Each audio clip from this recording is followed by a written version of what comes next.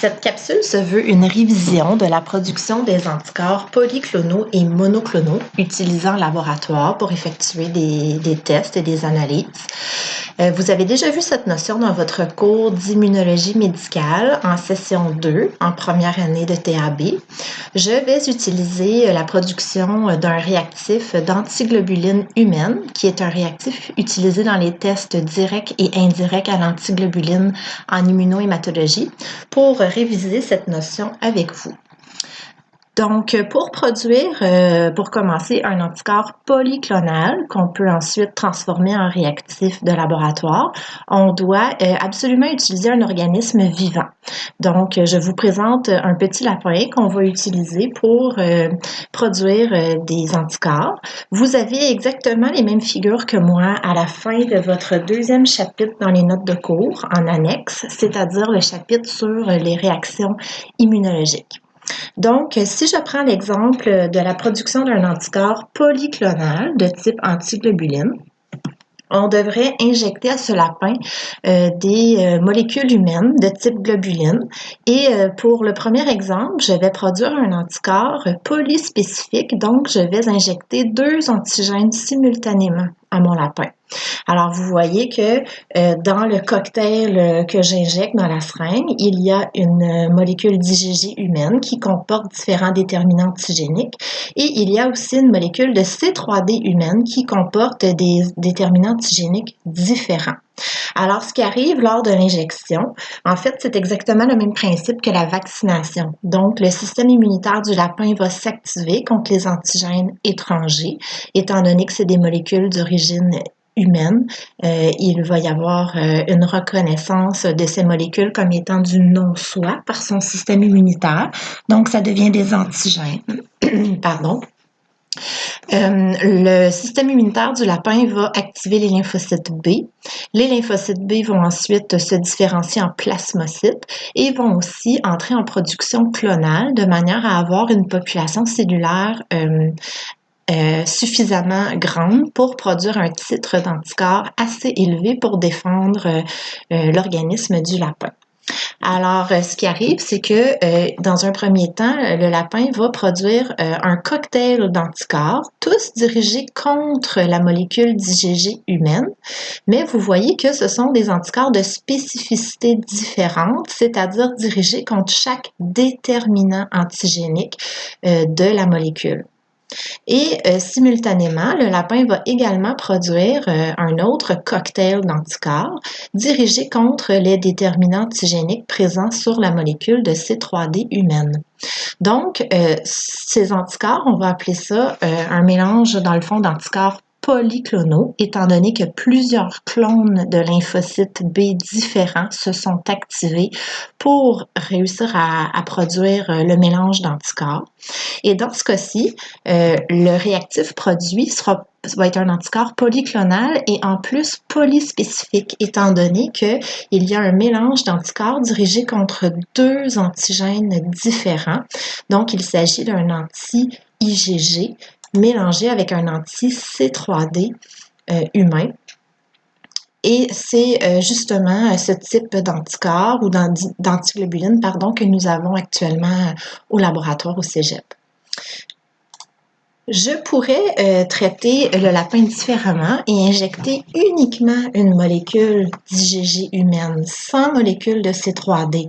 Et à ce moment-là, le lapin produirait uniquement le cocktail d'anticorps, toujours polyclonal, parce que j'ai différents clones de lymphocytes B qui se sont activés contre les différents déterminants antigéniques présents sur la molécule d'IgG. Et à ce moment-là, j'aurai un réactif d'anticorps polyclonal, toujours, mais monospécifique, étant donné qu'il serait dirigé uniquement contre la molécule d'IgG humaine. Et je pourrais faire la même chose avec une molécule de C3D uniquement pour produire un anticorps polyclonal encore, étant donné que différents clones de lymphocytes B se sont activés, mais monospécifique, dirigé soit contre l'IgG en premier ou la molécule de C3D en deuxième. Donc, quand vous entendez le suffixe clonal, quand on parle des anticorps poly ou monoclonaux, ben, le clonal réfère au type de production d'anticorps, c'est-à-dire que dans ce cas-ci, plusieurs clones se sont activés contre les différents déterminants antigéniques sur l'antigène initial. Et lorsque vous entendez le suffixe spécifique, donc mono ou polyspécifique, on réfère au nombre d'antigènes contre lequel le cocktail d'anticorps polyclonal est dirigé. L'avantage des anticorps polyclonaux, c'est que c'est simple à produire. Ça prend tout simplement un organisme vivant. Donc, on peut utiliser un lapin, un cochon d'Inde, une souris. C'est ce qu'on voit le plus souvent. C'est peu coûteux et c'est très, très sensible parce que les anticorps polyclonaux sont dirigés contre beaucoup de déterminants antigéniques sur une même molécule, ce qui les rend très sensibles. Le désavantage, c'est qu'ils sont moins spécifiques que les anticorps monoclonaux parce que, étant donné qu'ils sont dirigés contre plusieurs déterminants antigéniques, ben, il y a plus de chances de réactions croisées s'il y a des petites molécules chimiques semblables à la surface de l'IgG et à la surface de d'autres molécules de type globuline. Donc, ces anticorps ont un peu le défaut de leur qualité.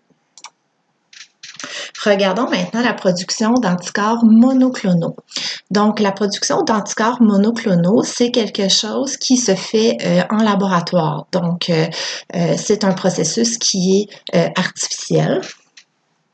Et on commence à la base avec encore une fois un organisme vivant et on doit passer par l'étape de la réponse polyclonale. On n'y échappe pas. Alors ici, j'ai encore l'exemple d'une molécule d'IgG humaine avec ses différents déterminants antigéniques que j'injecte à une souris et la souris produit un anticorps polyclonal, c'est-à-dire un cocktail d'anticorps produit à partir de plusieurs clones activés à l'intérieur de son organisme et ces clones de cellules immunitaires actives ont produit un mélange d'anticorps dirigés contre les différents déterminants antigéniques présents à la surface de la molécule d'immunoglobuline. Alors, pour prendre cet anticorps, pour en fait transformer la réponse en anticorps monoclonal, ce que je dois faire, c'est que je dois isoler les cellules spléniques de la souris, c'est-à-dire les plasmocytes que je vais retrouver au niveau de sa rate. Et je vais fusionner ces plasmocytes avec des cellules myélomateuses, donc des cellules cancéreuses qui ont la propriété d'être capables de se multiplier à l'infini. C'est la propriété des cellules cancéreuses, en fait, et c'est pour ça que le cancer est difficile à traiter, parce que les cellules tumorales de cancer ont la capacité de se multiplier rapidement et à l'infini. Donc, ce que je vais produire vont s'appeler des hybridomes. Les hybridomes, ça se trouve à être des plasmocytes activés, fusionnés avec des cellules myélomateuses. Donc, ces cellules ont une double propriété. Les hybridomes vont à la fois produire des immunoglobulines et avoir la capacité de se reproduire à l'infini. Donc, je vais pouvoir les mettre en culture cellulaire et les entretenir pendant des années, et tant et aussi longtemps que je maintiens la culture cellulaire vivante, eh bien, je vais pouvoir récolter dans le surnageant de la culture cellulaire des immunoglobulines spécifiques à chacun des plasmocytes qui ont été activés au départ. Alors, par des processus de séparation cellulaire que vous pourrez voir dans d'autres cours, bien, je peux venir isoler chaque spécificité d'anticorps dans des flacons de culture cellulaire différents. Et je peux ensuite sélectionner l'anticorps qui va avoir la meilleure réactivité en laboratoire, c'est-à-dire la meilleure spécificité et la meilleure sensibilité. Donc ça ici, c'est ce qu'on appelle des anticorps monoclonaux, car on a séparé les différents clones qui se sont activés au départ dans la réponse naturelle polyclonale de l'organisme. On les a séparés de manière à avoir vraiment des anticorps de spécificité unique, dirigés chacun contre un seul déterminant antigénique de la molécule antigénique initiale. et je peux ensuite produire des réactifs de laboratoire à partir de ces anticorps monoclonaux. Donc, l'avantage des anticorps monoclonaux, ça va vraiment être au niveau de leur spécificité. Parce que chaque anticorps, comme je l'ai dit tantôt, va être dirigé contre un seul déterminant antigénique à la surface de la molécule antigénique initiale. Fait que cette très grande spécificité, ça va être vraiment le gros avantage des anticorps monoclonaux et c'est la raison qu'on va les préférer en laboratoire.